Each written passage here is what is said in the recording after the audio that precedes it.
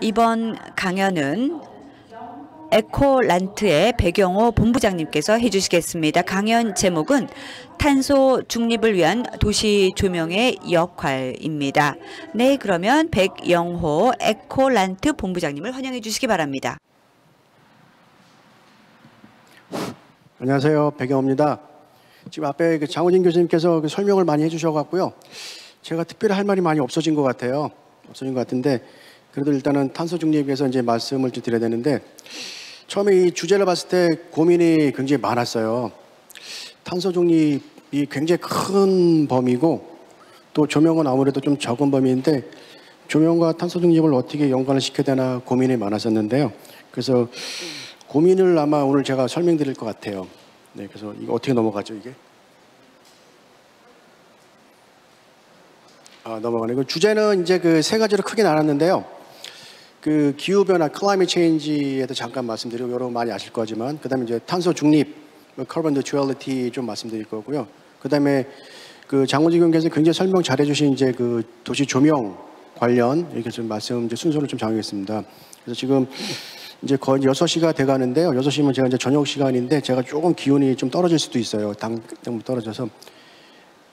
네, 그래서 지금 제가 말씀드린 1%에 대해서 좀 말씀드릴게요. 1%가 어떻게 보면 일단은 굉장히 작은 숫자일 수도 있고 작은 범위일 수도 있는데, 1%에 따라서 예를 들어서 뭐 주가에 우수신 분 계시고, 예를 들어 금리도 뭐 1%가 굉장히 올라가고, 예를 들어 그 GDP가 1% 올라가냐 내려가냐도 굉장히 문제도 많고, 그 다음에 예를 들어서 탄소 중립 측에서는 1%를 올리기 위해서 굉장히 많은 예산을 아마 투여하는 걸로 알고 있어요. 그래서 이 1%에 대해서 우리가 지금 얘기를 할 건데, 조명 쪽에서는 그 1%를 그 기여를 할 수 있을까에 대한 어떤 고민이 좀 많아요. 그래서 이 탄소 중립에 조명이 할 수 있는 역할이 과연 몇 프로까지 기여를 할 수 있을까라고 보고 있는데, 이게 이제 저의 이제 고민의 첫 번째 시발점입니다. 1%를 어떻게 기여를 할 건가, 조명 입장에서. 그런 부분에 조금 이제 그 고민이 많이 되고 있고, 그래서 이 1%에 대해서는 어떻게 그 구현을 해야 될지, 구현을 하기 위해서는 우리의 조명의 역할이 어떤 거 있는지, 그거에 대해서 조금은 일단은 고민을 해보겠습니다. 네. 그 여러분들 굉장히 많이 보시죠? 기후변화 여파에서 뭐 매일같이 뉴스 나오고, 뭐 산불도 많이 나고, 그 다음에 가뭄도 심해지고, 뭐 태풍도 많이 오고, 또 태풍이 많이 오다 보니까 또 예를 들어서 뭐 풍력, 이런 시스템도 무너지고 이렇게 나오죠. 그래서 저는 이제 이쪽 전문가가 아니기 때문에 그 앞에 이제 그 자료를 많이 참조를 했어요. 그래서 이제 나사라는 뭐 그 세계적인 기구가 있죠. 거기서 이제 영어로 말해 in brief, the effect of human-caused global warming are happening now. 그래서 지금 현재 그 기후 그 여파로 인해서 굉장히 많은 이슈가 생기고 있고요. 그래서 지금 우리 이제 올해 그 우리가 살고 있는 어떤 시대라든지 그 앞으로도 더 점점 좀 악화될 거라는 얘기를 굉장히 많이 하고 있습니다. 물론 이제 이거는 이제 자료에서 하는 거죠. 물론 제가 전문가가 아니기 때문에 모르지만은 일단 되고 있고, 그 다음에 taken as a whole, the range of published evidence indicate. 그래서 현재 많은 발표된 근거 자료에 의하면은 그 기후변화의 어떤 그 비용이 상당히 지금 많이 심각하다고 얘기를 하고 있습니다. 그래서 지금 근데 기후변화 얘기되면은 꼭 따라오는 게 이제 인간이라는 어떤 얘기가 나와요. 인간이 초래한 이런 어떤 얘기가 나오고 있고, 그 인간이 초래한 지구 온난화와 그다음에 기후변화 영향에 대한 미래 상황은 더욱 안 좋아질 거다라는 어떤 그런 그 발표들이 굉장히 많죠. 물론 이제 과학적인 근거도 있고 아니면 예측도 있고 여러 가지 다양한 매체 통해서 나오고 있습니다. 네. 그래서 지금 여러 이제 자료 중에서 제가 이제 또 그 나사 자료를 좀 인용을 해보겠습니다. 그래서 첫 번째 나오는 게 그 이 change will continue through this century and beyond 해서 일단은 굉장히 많은 시간을 거쳐서 지속될 거며, 그리고 기후변화 대응을 위한 또 노력도 굉장히 많은 시간이 걸릴 거라는 일단은 그 전문 기관의 어떤 그 얘기도 있고요. 그 두 번째 나오는 게 이제 그 지구 온난화 기온 상승이죠. 우리나라도 얼마 전에도 뉴스 보니까 지금 대구에서 자라던 상화가 지금 이제 북쪽까지 올라가서 어떤 그 특정 작물 자체가 변하고 있다 이렇게 나오고 있는데, 그래서 temperature will continue to rise 해서 이제 지속적으로 이제 그 지구의 온도가 올라가고 있더라, 뜨거워지고 있더라. 올해도 저도 이제 많이 느낀 게 그 여름이 굉장히 길었어요.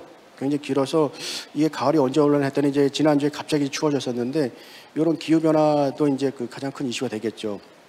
그 다음에 그 미국에서는 아마 이런가 봐요. 그 식물이 이제 그 휴지 기간이랄까요? 식물이 자라는데 굉장히 시간이 많이 걸리더라. 산림 웅차하게 되는데 시간이 굉장히 많이 걸리더라 이렇게 나오고 있고, 그래서 통계 보면 일단은 1980년대 이후부터 점점 이제 그 어떤 그 length of free season, 그래서 일단은 식물이 자라기 힘든 기간이 증가하고 있다고 합니다. 이런 자료도 굉장히 나오고 있고, 그다음에 이제 지속적으로 나온 뉴스 보면 일단은 그 가뭄, 뭐 폭염, 지속되고 있어서 일단은 뭐 농사짓기 힘들어지더라. 특히 앞으로 식량 문제 생기더라. 이런 어떤 그 문제들이 굉장히 이제 발생하는 것 같아요. 근데 이런 부분을 보게 되면은 저희도 조금씩 이제 체감을 느낍니다. 전에 이제 몇 년 전만 해도 기후 변화하면 글쎄 이거는 어떤 맥락에서 나온 얘기일까 고민이 많았었는데, 최근엔 저희가 조금씩 이제 체감을 하다 보니까 기후 변화가 문제가 있겠구나 이런 생각이 좀 더 들긴 하고요. 그다음에 동남아라든지 이런 그 미국 쪽에 굉장히 많이 나오고 있죠. 뭐 태풍이라든지 허리케인이 굉장히 나서 지금 뭐 수재민이 뭐 증가를 하고 있더라. 아니면 예를 들어서 굉장히 많은 이슈가 생기고 있더라.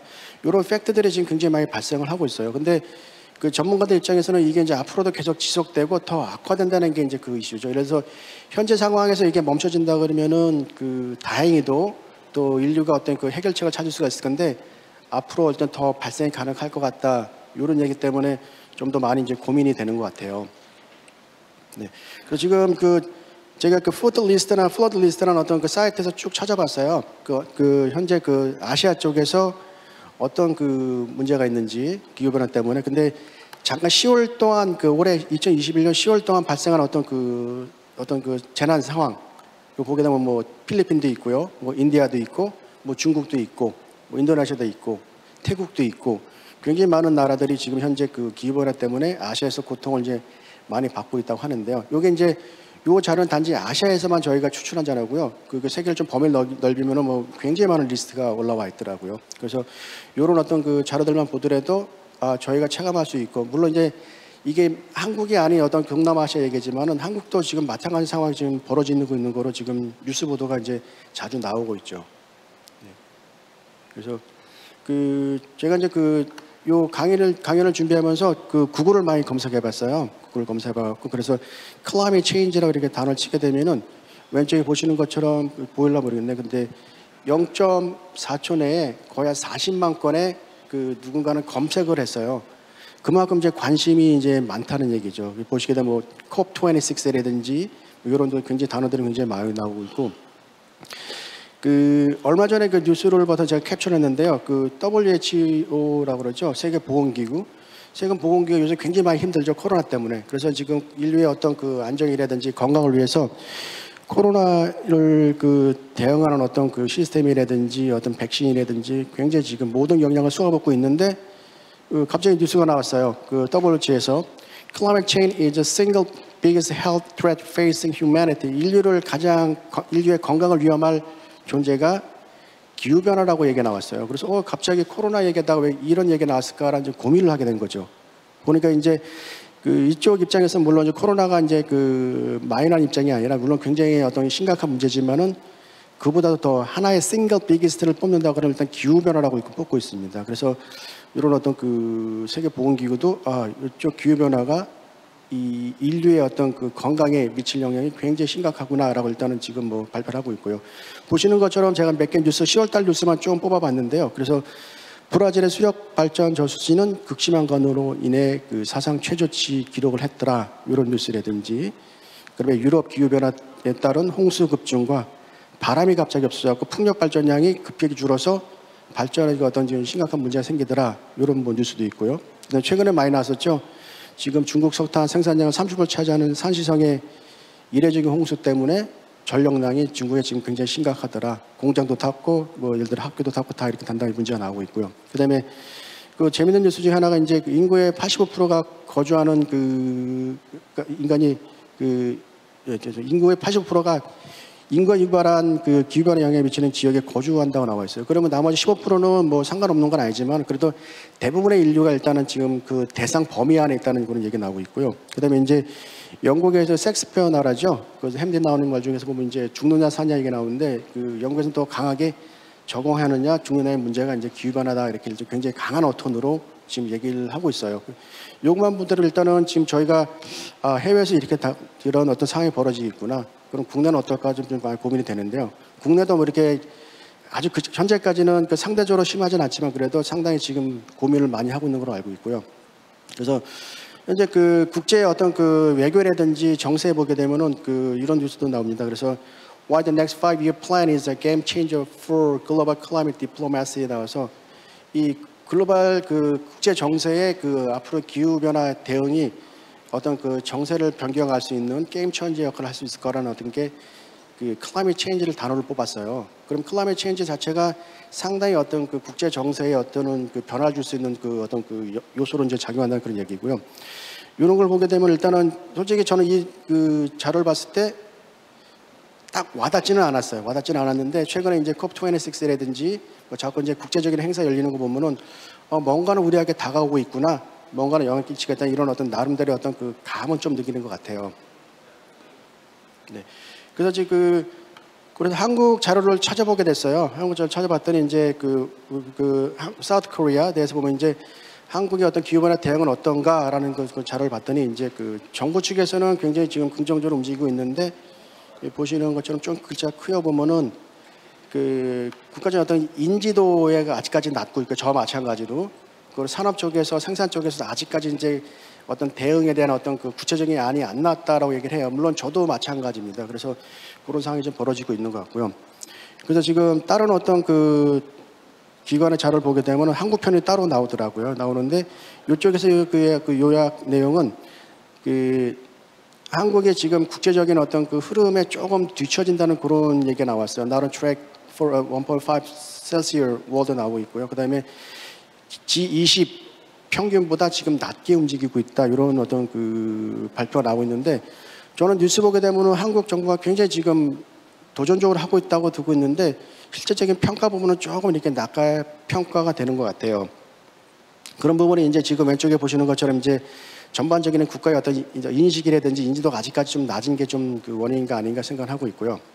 그래서 탄소 중립 카본 뉴트럴리티를 이제 보게 되면은 제가 이거 영문 그대로 읽어드리겠습니다. 이게 제가 한 게 아니라 이제 구글에서 따온 거기 때문에 This can be achieved by balancing emission of carbon dioxide with its 이 부분은 이산화탄소 배출 균형을 맞춤으로 달성이 가능하다라고 탄소 중립을 정의하고 있습니다. 되고요. 발생되는 것도 더 줄여되는 어떤 사회적인 연대 이런 게 좀 굉장히 중요하다고 보고 있고요. 그다음에 the term is used in the context of carbon dioxide. 또 두 번째는 이제 이산화탄소는 운송이나 에너지, 농업, 산업에서 배출되는 부분도 고려를 해야 된다라고 얘기합니다. 수송 부분도 지금 많이 책임을 져야 된다.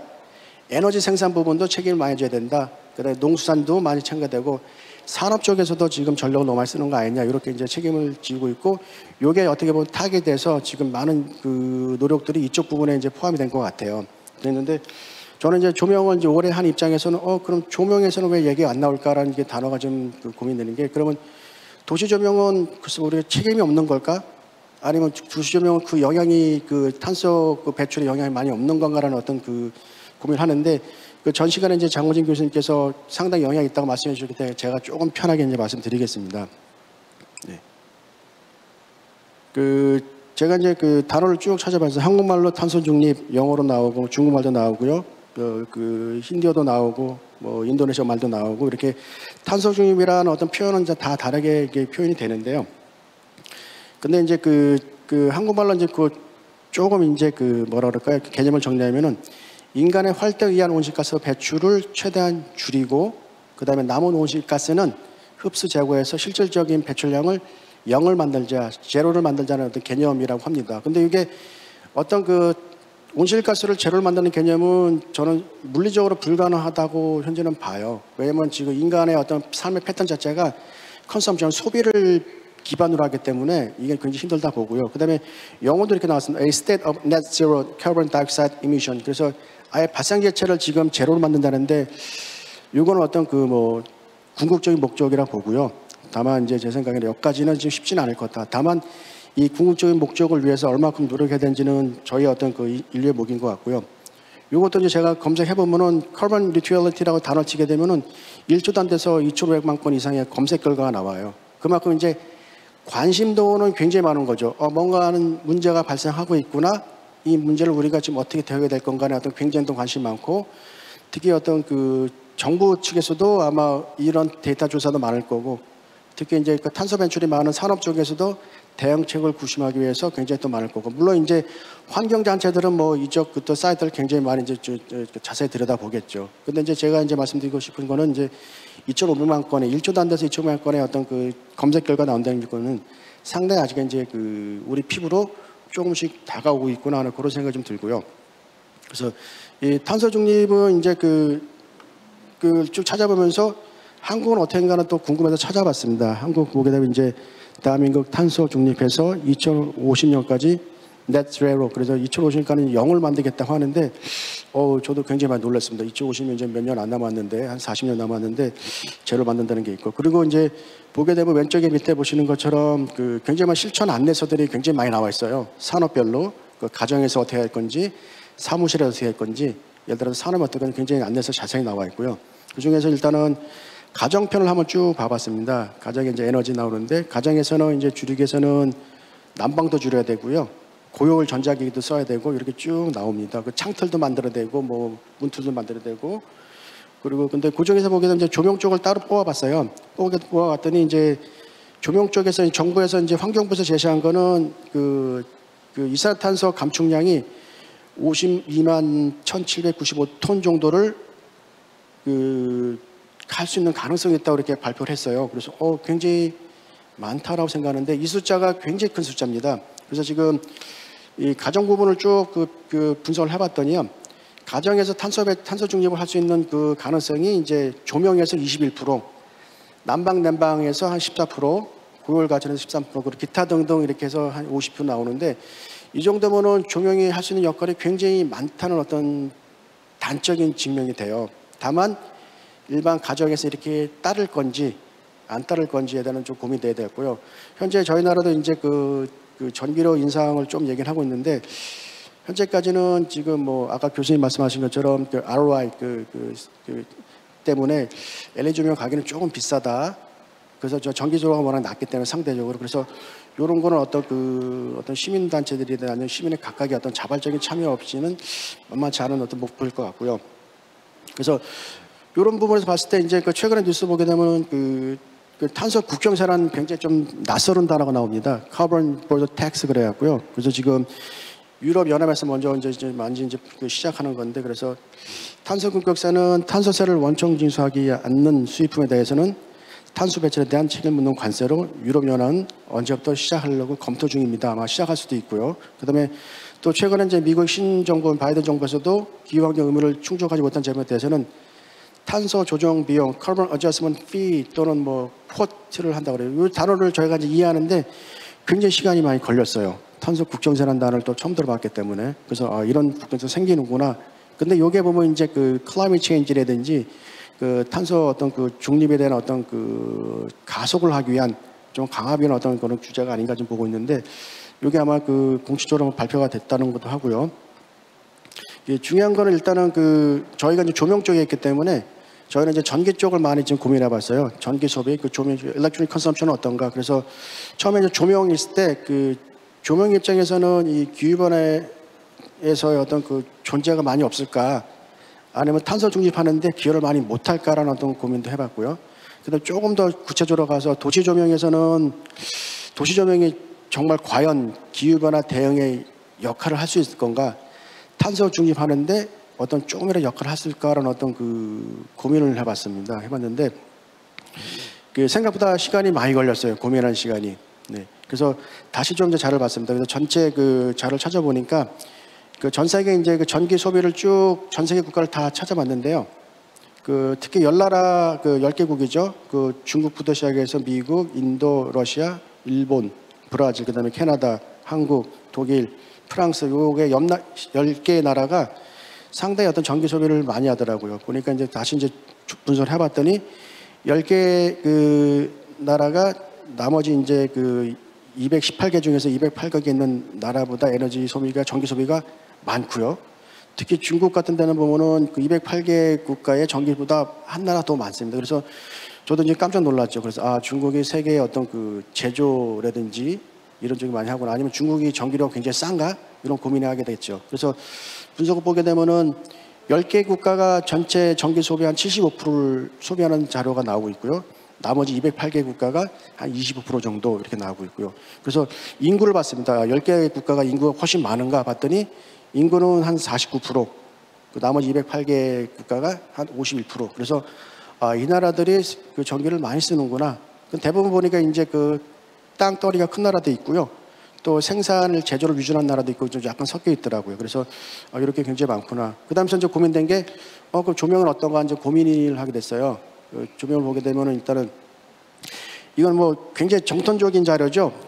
전체 그 전기 에너지의 19% 정도는 조명이 할당받아서 쓰고 있습니다. 이게 굉장히 정통적인 자료고 이게 거의 아마 스탠다드처럼 이렇게 많이 이제 그 얘기 나오고 있고 모든 데이터를 다 여기서 시작을 할 것 같아요. 그래서 조명이 19%면 굉장히 크구나.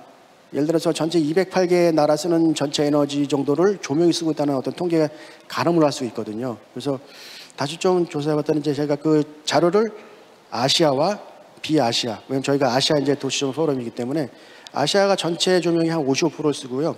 55% 중에서 19%를 계산하면은 그 여기 기가와트 굉장히 숫자가 많이 납니다. 240만 기가와트 연 이렇게 나옵니다. 이 숫자가 저는 머리에 딱 안 들어와요. 이게 얼마나 큰 싼지. 그래서 굉장히 많이 숫자가 쓰는가 보다 조명 쪽에서 이렇게 보고 있는데요. 그래서 좀 더 이제 찾아보니까 이제 그 유엔에서 일단은 그 이런 자료가 나오더라고요. 그래서 그 자세히는 못 봤고요. 유엔에서 이제 클라이밋 액션, 그래서 기후 변화 대응을 위한 행동 어떤 그 가이드가 나왔는데 그 밑에 쭉 이제 따라가시면은 이제 그 이렇게 선이 내려가죠. 내려가서 보게 되면 이제 Science, Solution, Solidarity라는 어떤 그 단어가 나옵니다. For Livable Future. 그래서 기후변화 대응의 과학과 솔루션과 어떤 사회적 연대가 필요하다 이렇게 딱 해시태그를 달아놨습니다. 그래서 여기부터 이제 고민하게 됐죠. 조명 쪽도 과학인데, 조명 쪽도 스마트 솔루션인데, 조명 쪽도 모두가 사용하는 게 솔리데리티인데 이렇게 고민됐죠 이제. 그래서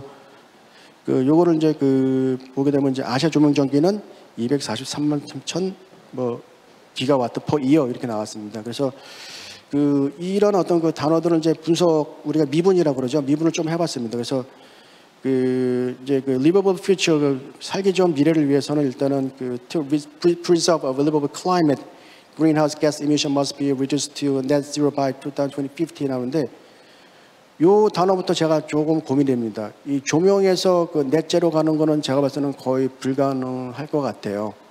아니면 예를 들어서 전체 조명 에너지를 신재생 에너지를 쓰지 않는 이상은 넷제로는 거의 불가능하거든요. 물론 이제 넷제로를 목적으로 하지만은 그래서 이런 넷제로구나. 그래서 지금 제로를 만들어야 되는데 조명에서는 240만 기가와트를 어떻게 줄일 건가 하는 고민이 많이 됐습니다. 그래서 그 아까 이제 교수님이 이제 답을 맞춰주셨는데 일단은 LED와 이제 IoT 기술이 스마트 도시의 그 어떤 솔루션의 핵심 어떤 그 기관 어떤 그 시설물이기 때문에 LED와 IoT를 조금 한번 건드려 보자. 요게 이제 어떤 정도 기여를 하는지 좀 고민을 하게 됐습니다. 그래서 요거는 이제 제가 그 운이 좋게도 이제 그 강원도 이제 그 놀러 갔다 오는데 이 터널에 그 차가 한 대도 없었어요. 제가 사진을 많이 찍고 있는데 터널에 사진 하나도 없어갖고 웬일이야. 나는 오늘 굉장히 오늘 운이 좋은데 그래서 일단 사진 한 컷 더 찍었습니다. 이제 여기서 이제 보게 되면은 그 차량이 한 대도 없는데 일단은 뭐 터널 내는 굉장히 밝지 않습니까? 요것도 근데 왼쪽에는 나트륨, 오른쪽에는 LED 이렇게 섞어놨어. 그래서 이거 왜 이렇게 해놨을까 아주 굉장히 궁금했었는데 이 저희가 흔히 말하는 사이언스라는 단어입니다. 아까 유엔에서 말하는 것처럼 이 과학과 솔루션과 솔리데리티를 어떻게 우리 쪽 조명으로 당겨볼까를 고민해봤어요. 근데 이게 대부분 단어를 저희가 적용할 수 있겠더라고요. 예를 들어서 지금 롯데타워가 있고 옆에 아파트도 있고 경관 조명도 있는데 그 롯데타워에 굉장히 많은 조명 과학이 들어가 있고요. 또 그다음에 이제 그 저희가 전광판 같은 데는 그 굉장히 많은 어떤 그 DMX라든지 컨트롤 솔루션들이 많이 들어가 있고요. 그다음에 우리 아파트에서는 이제 그 우리 사회에서 모두 이제 연대를 해야 되기 때문에 솔리데리티라는 단어를 쓸 수 있겠구나. 그래서 저희가 유엔에서 강조하는 클라이밋 액션을 우리가 같이 공유할 수 있겠다는 이제 고민이 좀 나오게 됐고요. 가능성도 좀 보였습니다. 네. 근데 요거는 이제 저희 그 어머니 사시는 집 골목인데 옛날 골목입니다. 근데 이쪽에다 아까처럼 이제 그 롯데타워가 있는 그쪽 어떤 그 발전된 도시 강남이 아닌 이런 어떤 그 도시에서도 사이언스라든지 솔루션이라든지 솔리데리티가 적용이 될까 고민이 됩니다. 근데 이제 자세히 보면은 또 적용이 돼요. 여기도 마찬가지로 나트륨도 있고 저 앞에 메탈륨도 있고 앞으로 여기 LED로 바꾸고 좀 더 바꾸면 되겠구나. 근데 여기 재밌는 게 그 전주에 보면은 이제 그 CCTV가 달려 있어요. 이게 지금 스마트폰까지 갈 수가 있겠구나라는 어떤 그런 가능성이라든지 나름대로 좀 고민을 해봤고요. 네. 이 부분도 이제 저희 집 앞에 그 사거리예요. 여기가 굉장히 밝은데 여기서는 야간에 사진을 찍어도 낮에처럼 굉장히 잘 나옵니다. 굉장히 잘 나와요. 그리고 옆에 이제 플랜카드에 누구 이제 그 정치적인 게 있어 제가 케이스토리라는 단어를 좀 가렸고요. 그래서 이 조명 입장에서는 다시 이제 그 원론으로 들어와서 작은 케이스부터 고민을 해봤습니다. 고민을 해봤는데 마침 제가 케이스를 찾았는데요. 여기 보면 이제 그 광화문이 있고 청계천 있습니다. 가로등 보면은 이제 첫 번째, 두 번째, 세 번째 가로등 색깔이 좀 다를 거 밑에 떨어지는 게. 그래서 여기 이제 해당 그 지자체 자치구 가서 여쭤봤어요. 이렇게 한 이유가 뭡니까 했더니 이제 일단 에너지 절감 위해서 스마트 기능을 넣었더라. 두 번째 여기에 이제 그 청계천이고 그 코로나 때문에 굉장히 많은 그 시민들이 힘들어하기 때문에 코로나 블루를 조금 케어할 수 있는 배려할 수 있는 약간 어떤 경관적인 요소 그리고 이제 앞으로 코로나가 끝나고 혹시나 위드 코리아가 되면은 관광객이 있기 때문에 관광객을 위해서 이렇게 좀 공간을 마련했다 이렇게 나오고 있고요.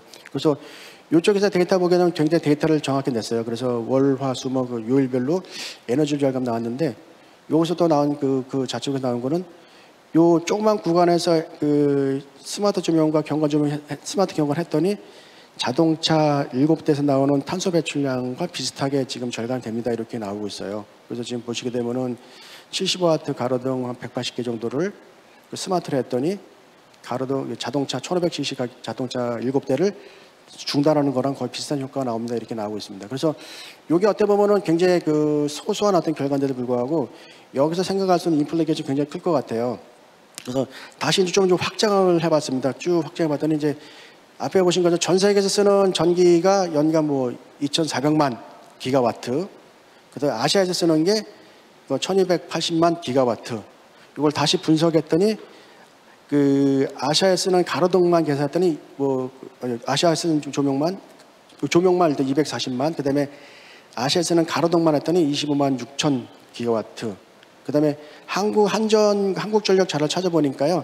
이게 그 3,510 기가와트를 1년에 쓴다고 합니다. 그래서 요거를 이제 그거를 나름대로 고민을 해봤죠. 여기서 만약에 50%를 저희가 절감하게 되면은 아시아 조명 에너지를 50% 절감하면은 전 세계에 있는 아시아에 있는 202억 7천만 대 차를 줄일 수 있는 탄소 배출 효과가 있다고 우리가 감축 효과. 그다음에 아시아의 그 가로등을 이렇게 50% 줄이게 되면 에너지를 2,800만 대 이렇게 나오고 있고요. 한국의 가로등을 이렇게 그 50% 줄이면은 약 40만 대요. 40만 대면은 우리나라가 지금 통계 보면 한 2,500만 대 자동차 있다는데 굉장히 작거든요. 2% 미만인데 불구하고. 그래서 이게 지금 큰 어떤 그 영향을 줄 수 있을까? 아니 없을까를 좀 고민하는데 다시 이제 그 통계 나온 이제 75만 그 톤의 그 이산화탄소 감축을 보게 되면은 환경부에서 지금 저희가 2030년까지 그 탄소 배출 목표를 잡았습니다. 전력 부분, 산업 부분, 건축 부분인데 저희가 조명은 대부분 이제 전력 부분에 속하기 때문에 전력에서 이제 그 목표가 6천만 톤을 줄이기로 했다고 합니다. 근데 요거를 만약 가로등을 이제 아까 장 교수님 말씀하신 것처럼 스마트로 교체하게 되면은 약 1.3%의 기여도가 생깁니다. 전력 부분에서. 근데 1.3%가 어떻게 보면 굉장히 큰 건데요. 이걸 아까 말씀드린 것처럼 1% 때문에 굉장히 어떤 많은 영향이 있기 때문에 요 1.3%가 제 나름대로 영향이 있겠다는 보고 있고요. 그래서 저희가 이제 그 조명의 도시 조명의 역할과 책임은 이제 그 과학과 솔루션과 솔루션인데 요거를 저희가 잘 그 응용하게 되면 1.3%까지는 저희가 전력 부분의 탄소 감축을 기여하지 않겠나 좀 보고 있고요. 그래서 이게 좀 아직 크지는 않은 것 같습니다. 크지는 않은 것 같고. 그래서 이런 노력들은 굉장히 많죠. 그 교수님 설명하신 것처럼 이제 스마트 가로등도 굉장히 많이 나왔고요. 이런 경관 조명도 이렇게 나오고 있습니다. 그래서 두 가지 이제 예를 좀 보고 있는데, 네. 왼쪽에 위에 그림 보면 하나는 전원을 껐고요. 탑 부분에 오른쪽은 전원을 켰습니다. 이렇게. 그래서 이제 그렇게 어떤 데는 에너지를 줄이고 어떤 데는 에너지를 더 쓰려고 하고 있어요. 근데 저희가 도시 조명의 역할을 보게 되면은 그 예를 들어서 탄소 감축뿐만 아니라 그 시민의 어떤 그 생활이라든지 어떤 소셜 케어라든지 이런 게 다 들어갑니다. 그래서 오른쪽에 그쪽 그 타워 부분에 조명 켰는데 그때부터 여기가 명소가 됐어요. 아이들이 와서 자기 베스트 프렌드라고 하죠. 베프라고 한국말로. 요즘 콩쿠르시죠. 그래서 사진 찍는 데는 명소가 돼서 이게 조명의 역할이 아닌가를 보고 있어요. 물론 이제 에너지 절감도 마찬가지지만. 네. 저희가 태양광 가로등 많이 얘기하고 있죠. 이게 지금 가로등인데 태양광 가로등 아니고 태양광이 뒤에 있는 가로등을 지금 제 사진을 찍어놨습니다. 근데 저희 인간이 이제 어떤 어떤 자연적인 어떤 빛에 대해서 논하기는 너무 좀 큰 범위고요. 저희가 좀 줄여서 요것도 이제 저희 집 앞에서 이제 사거리인데 달빛이 저렇게 많이 빛난 적이 있었어요. 그리고 밑에도 이제 가로등도 굉장히 밝게 비치고 있는데 저희는 이제 태양이랑 달빛까지는 저희가 손대기는 어려울 것 같고요. 이런 어떤 인공광원 이런 쪽 좀 많이 보고 있습니다. 그래서 시간이 많이 지나서 이제 빨리 지나가는데 제가 강조하고 싶은 거는 일단은 최근에 많은 단어가 환경, 사회, 기업 지배구조입니다. ESG라고 나오는데요. 저희가 몇 년 전만 해도 이제 환경, 사회, 기업 지배구조가 같은 단어가 아니었었어요. 근데 이걸 같이 섞기 시작합니다. 그래서 환경이라는 단어가 어떤 기업, 어떤 생리라든지 기업 발전 이런 게 많이 나오고 예를 들어 저희 나라도 지금 뭐 자율주행차라든지 전기자동차 뭐 이렇게 많이 하겠다. 그래서 탄소 감축을 얼마 하겠다 이렇게 발표를 하고 있습니다. 그래서 저희도 이제 기업안의 입장에서도 이런 ESG를 조금은 고민해야 되지 않을까 이런 좀 말씀드리고요. 여기까지 이제 시간을 맞추려고 마쳤습니다. 혹시 질문 있으세요? 네, 감사합니다. 혹시 질문 있으신 분들께서는 지금 남겨주시면 되겠고요. 기다리고 있는 동안 제가 질문을 먼저 하나 드리도록 하겠습니다. 네, 탄소 배출을 최소화하기 위해서 조명 정책에서 가장 시급하게 도입해야 하는 것은 무엇일까요? 네, 그 질문은 저한테 게 아니라 장 교수님 다시 해야 되는데요. 조명 정책에서 일단은 가장 시급하게 될 거는 일단은 저희가 공공 부분, 뭐 산업 부분, 가정 부분이 있는데 특히 이제 에너지 절감률이라고 그러죠. 효율 부분. 그 부분은 지금 교수님 말씀하신 것처럼 일단 고일 인증제도 가장 먼저 해야 되지 않나 지금 보고 있습니다. 네, 네, 감사합니다. 네, 질문하시는 분께서 계신 것 같은데요. 잠시 우리 질문을 받을 때까지. Okay, so if you could please. 네, 먼저 소개부터 해주십시오. 소개하시고 질문해 주시면 되겠습니다. 안녕하세요. 안녕하세요. 누리플랜그룹 조명디자인 김지연 차장입니다. 배경호 이사님의 좋은 강연에 먼저 감사드리고요. 제 질문은 글로벌 아젠다인 탄소 중립 사회로의 전환을 위해서 다양한 분야에서 정책과 시장이 함께 움직이고 있어요. 그래서 앞서 말씀해주신 스마트 도로 조명 시스템 등 저희 조명 산업과 타 산업 분야에 연계된 사례에 대해 추가로 말씀해 주시면 감사하겠습니다. 네, 질문이 이제 굉장히 어려운 질문이신데요. 조명 쪽에서 탄소 중립 위해서 어떤 정책이나 이런 거는 특별한 건 아직 없어요. 아직 없는데, 근데 다만 말씀드린 건 아까 좀 전에 장 교수님 말씀한 코슬라, 예, 거기서 하는 게 아마 가장 첫 번째 정책일 것 같고요. 해외 사례는 굉장히 많은데 여러 가지 사례가 있는데 대표적인 게 네덜란드 텍셀이라는 섬이가 있어요. 텍셀 아일랜드에 있는데 거기 아마 글로벌 최초로 유럽 연합에서 지원받아서 섬 전체 도로 조명 시스템은 100% 신재생 에너지를 쓰고요.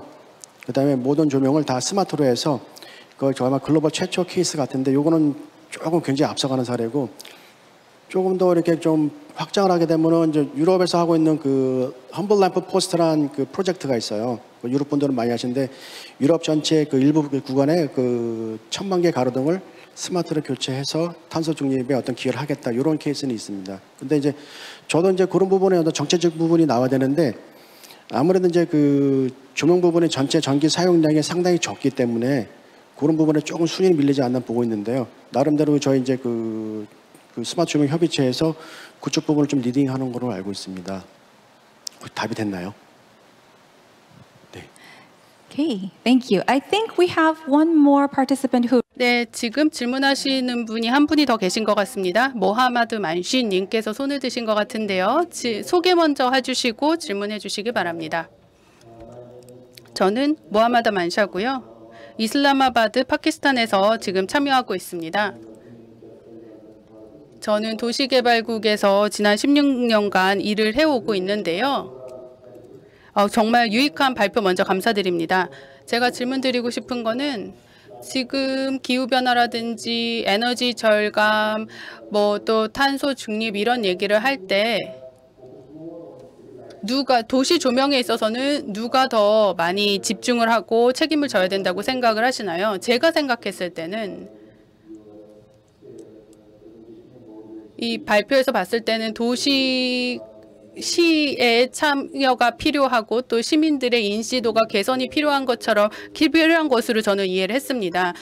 이 도시 조명에 있어서 이 환경적인 부분에 기여하기 위해서 누구의 참여가 더 가장 필요한지 하면 설명해 주시기 바랍니다.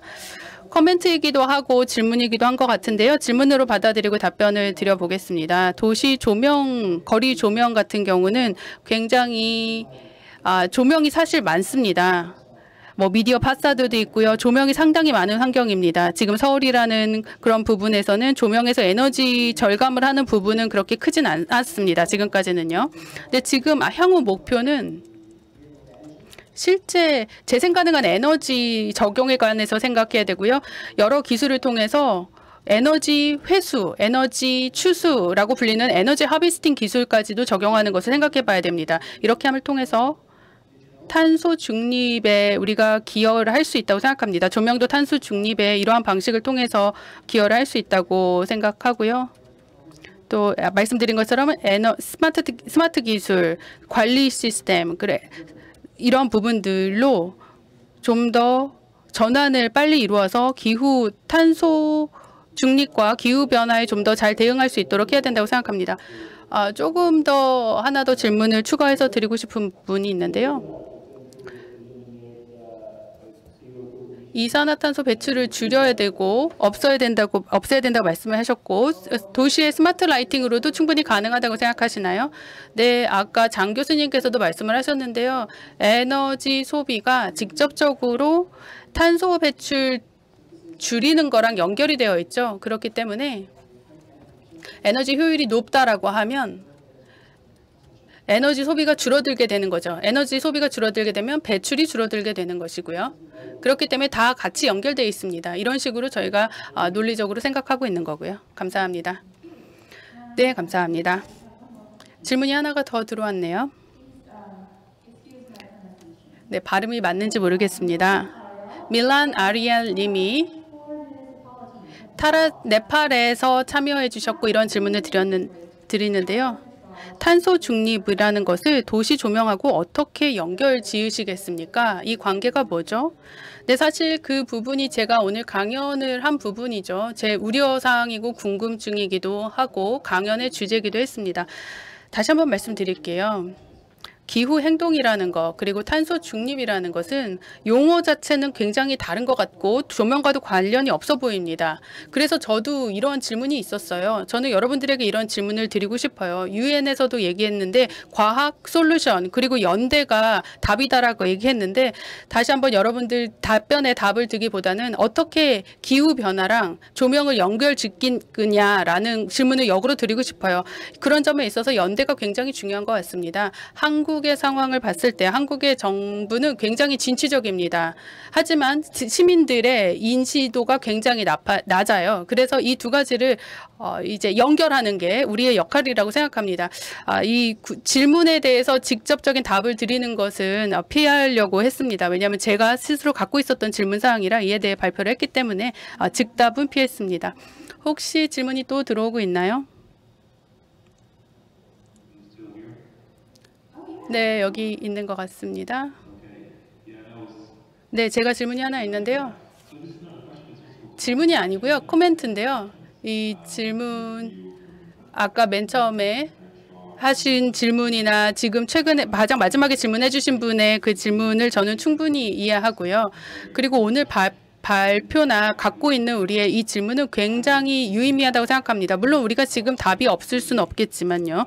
이 COP23이 열렸을 때 독일에 제가 직접 가서 회의를 참여했었습니다. 저는 그때 그 경험을 바탕에 보면 그 당시에 조명에 관한 얘기를 한 사람은 저밖에 없었어요. COP23 회의할 때요.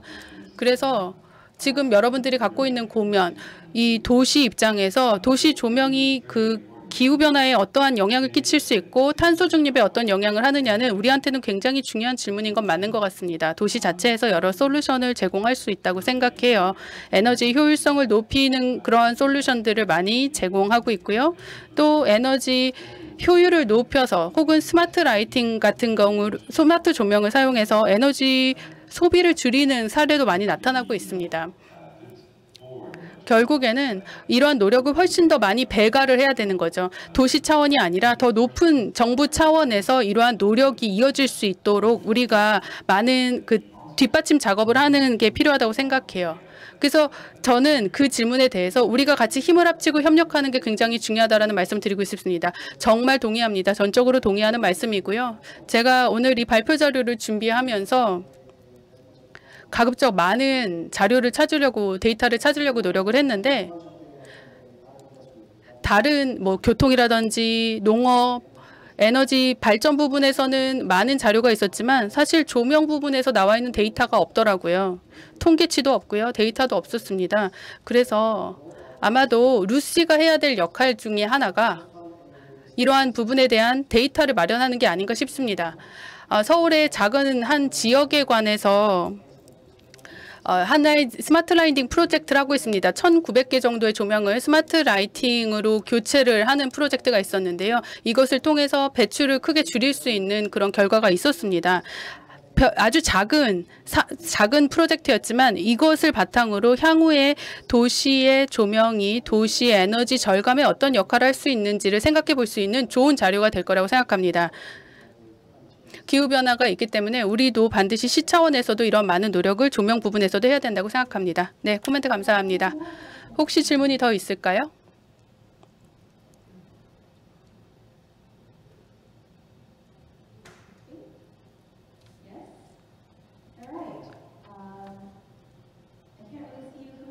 네, 지금 손 드신 분이 있는 것 같은데 잘 안 보입니다. 네, 한 분, 두 분 잠깐 한 번 더 기다려 보고요. 네, 이제 그러면 네 번째 강의를 마무리하도록 하겠습니다. 백영호 본부장님 대단히 감사합니다. 상세한 발표와 질의응답 감사합니다.